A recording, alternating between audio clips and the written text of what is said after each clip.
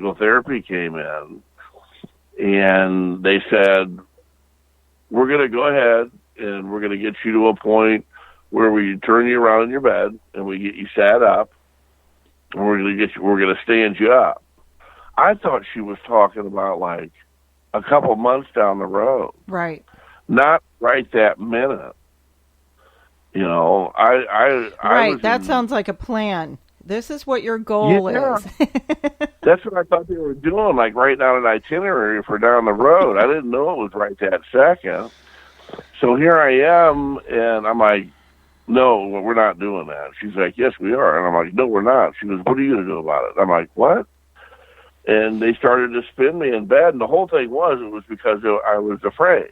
Yeah. All I could picture was my body collapsing underneath me, and the pain I was already in, like it would have just like killed me right then and there. And she broke that fear, which was amazing. It was what I needed too. But she wouldn't stop. I mean, I called them everything but their name. Mom just shook her head and walked out. You know, and I said, when I get better, I'm going to come back here and beat the crap out of both of you. You know. And, yeah.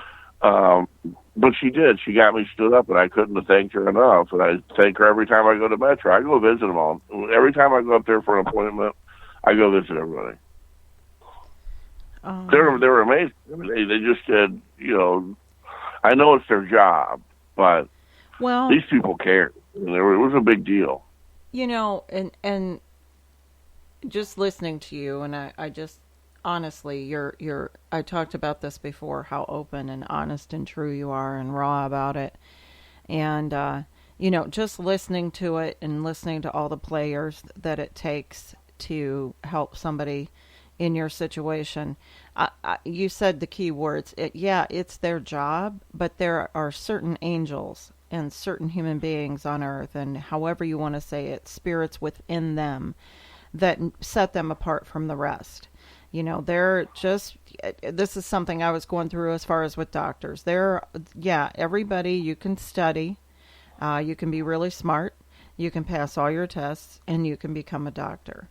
But to really become the mental physician, the consultant, that's a different kind of person than somebody who's just doing their job.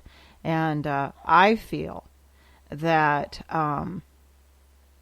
like I have this vision, and if there was a movie or a cartoon or something that was telling your story, I have this visualization in my head, like, we got to hurry up and put him back together. We got to get him prepared for the next step, for the next thing, the next big thing. We can't let anything happen to him, because there's something greater that's going to be going on. And it isn't up to this point, and it didn't stop right there with, you know, you were a guy in an accident. There's a lot of history there and a lot of other things that could have went wrong. So I really appreciate learning about that and knowing that, and I believe this, Todd. I believe they were getting you ready for this point today and the things that you're involved in. You know, I watched your friends. I watched the video that you posted about your on CNN. Yeah, your video on CNN, and just putting that face to who you've been talking about with Shelley and Travis, and just seeing, you know, the relatability of who they are. Somebody was talking even about cancer, and you were even talking about alcoholism on one time on the show, and how, you know, how does that household get picked and not that one and that one and that one, and how did she get it and not me, and that sort of thing. And you really wonder what's behind all of that, because I believe there is something that greater than what we understand. But, you know, we have a message. I know that you guys are on a crusade to get that message out there, and about, I don't even know how you say it specifically. Is it painkillers? What is the general statement. It's the opioid pain medication and the overprescription. And like you even said, before, it's not about bashing someone that takes it or needs it. There are people that are, in utter pain that are under careful management. Right, a program. The problem is with simple, like Travis even said yesterday. You go get your wisdom teeth taken out, and they give you 40 Vicodin. That's absurd. Mm-hmm. Yep. That's enough. And like I said, not everybody suffers from the disease of alcoholism, but you're putting something in your body that, whether you have alcoholism, addiction or not, if you're completely normal, you will become physically addicted. If you take all of those, when you stop taking them, you're going to be sick, and you're detoxing off of a simple medication, which you never needed in the first place. Yeah. Now the problem with me is I suffer from alcoholism and addiction. I don't know how to stop, and I'm not going to stop, and I'm going to go to any length to get what I need, so I don't have to feel that way, so I don't have to feel sick, and that's just a substance. Obviously, filling a void in me for what I actually feel inside. And now I do that with a power greater than myself and a bunch of other things. And but I just didn't know how to do it. It's a learned behavior. It's taught to me. Yeah. But you got to follow through. It's not good. Before we go forward, I do want to mention what Todd and I are talking about is Shelley and Travis. They have an organization, excuse me, called Hope United. And I want you to talk a little bit more about the program and what it does and the benefits of it, Todd, because you speak on it so eloquently, and you also give the details of what happens to someone and how they're trying to help them out of certain situations. It isn't a situation where they're trying to get people off of drugs. They're helping people who, from what I understand, are getting off of an addiction and need help to start living life a normal way. Well, the most amazing thing about them is they're in the process of putting up a building, and it's called Tyler's Redemption Place, and that was the name of their son who had passed away and lost his battle with addiction. And it is actually the first one in Ohio. It's an aftercare recovery center. Okay. And what I mean by that is there is group and individual counseling is going to be there. But not only that, you got to remember that a lot of people start using and experimenting with drugs when they're young, mm-hmm. right? So they're really maladjusted in life. And not only that, you have a lot of people that are young parents that fall into this thing. So they're going to have a variety of different things. There's going to be a library in there with a rainforest setting. When it's all said and done, it's going to have a gym, like a workout gym, and also like an open gym type thing. There's going to be multiple activities. There's going to be a small cafe in there to get people acclimated after they get out of treatment or whatever it may be, long-term treatment, to get acclimated to walk into society without being freaked out. I mean, everything from balancing a simple checkbook or your bank account to learning how to cook. I mean, people out there are basically babies having babies that don't know how to be. I mean, not that anybody does, or there's a perfect recipe for being a parent, but basic parenting skills, knowing when or why to make doctor's appointments, simple things. Mm-hmm. But enough to teach them responsibility enough and comfortable enough so when something goes wrong or not their way, because it's a simple fact that you just don't know. You don't know because you were never taught. We have so many learned behaviors. Do human beings have instincts? Yes.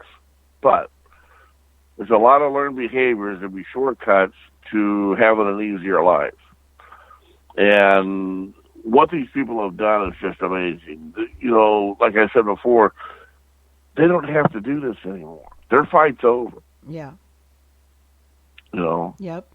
And they just don't. They will not give up. You know, like I said, he served and he is a staff sergeant in the Marine Corps. I mean, you can just see him. That was ridiculously mild of how, but you can hear the sternness in his voice. Mm-hmm. This is a fight for him, and he ain't gonna give up. Neither one of them, but he's in it to win it, and he's gonna make a change. He's gonna make a difference, and he has already. But once this other thing gets up and running, like I said, it's called Hope United. It's all over Facebook. You can look them up, like their page. Feel free and donate if you'd like. That'd be amazing. They're a nonprofit organization. They do what they say. Mm-hmm. And they're the first one that I have seen do that, and I've been in recovery for quite a few years now. And they have followed through and going about and doing what they do. And like I said before, it's not just those two. Their whole family's involved. Their whole family, I mean, her mom and dad, her sister, their daughters, it's this whole family affair that is this is a huge passion for them. A huge passion. Now, if you remember, I kind of need to throw this out here. I was thinking about it over the weekend because we went down to the lake, and my friend Frankie's family has a cabin down there, mm-hmm. and we went out boating all day Saturday, and we sat down, which very rarely do you get to do anyway.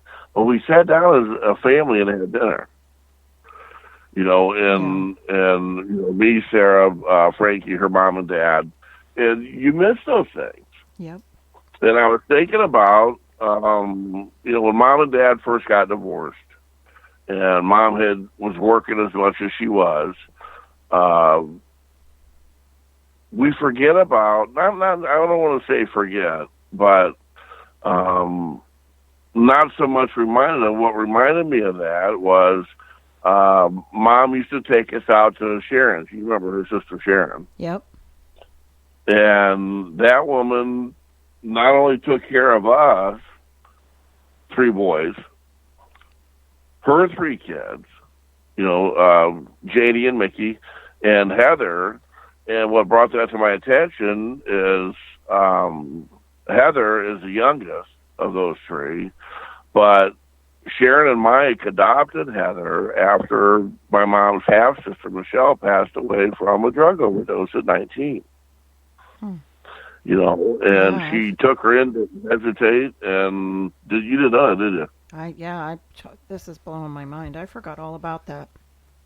Yeah, and so this is very family, because that goes back to the time we're out of sight, out of mind. We don't talk about this stuff, la-da-da-da-da. Mm-hmm. And then when I finally had heard the story that Heather's dad tried to take her, and at Michelle's funeral, Heather's mom's funeral, when Heather was just an infant,